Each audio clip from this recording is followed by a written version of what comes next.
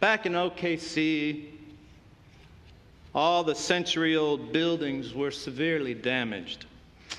The blast lifted the huge cathedral roof. It fell back down on the walls and broke them out. It broke all the wooden trusses.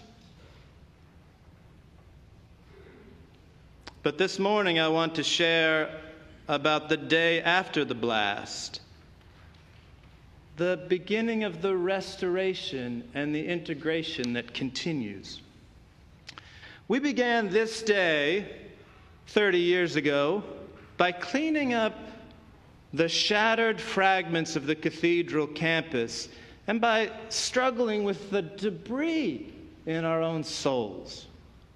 The bomb had taken out most of the stained glass windows. After sweeping up so many shards of precious colored glass, we gathered in the chapel to recenter ourselves and our souls. Now, the chapel was all boarded up and dark. We celebrated Holy Eucharist in a space that felt like a tomb. No colorful windows, no outside light at all.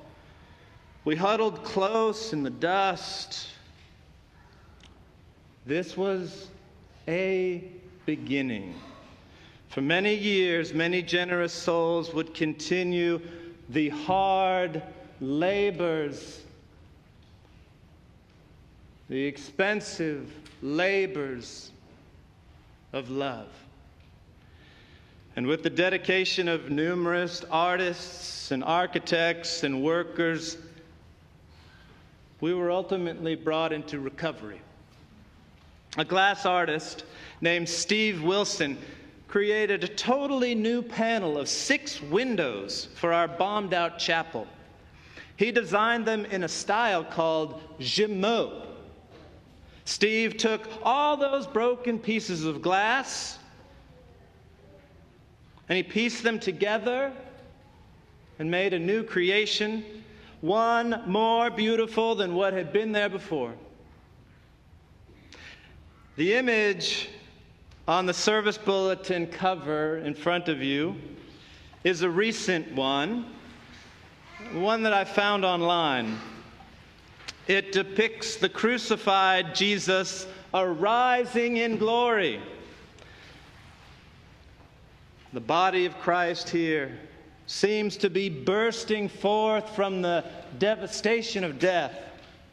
Shattered fragments of light and love seem to expand outward from Christ to us.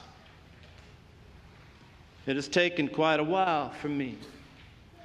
It has taken quite a while for me to realize that our crucified and risen Christ has moved through thousands of years and thousands of miles and numerous peoples and places to reach all the way to 2025 and Lake Forest and Lake Bluff, Illinois. The Easter promise abides strong as ever. Christ tenaciously manifests God's presence in humanity's darkest nights and in our brightest days too. God is still gathering the fragments, but nothing will be lost. Everything will be spent from God's account, and all will be given and forgiven for one final purpose, for the revealing of divine love. Hallelujah.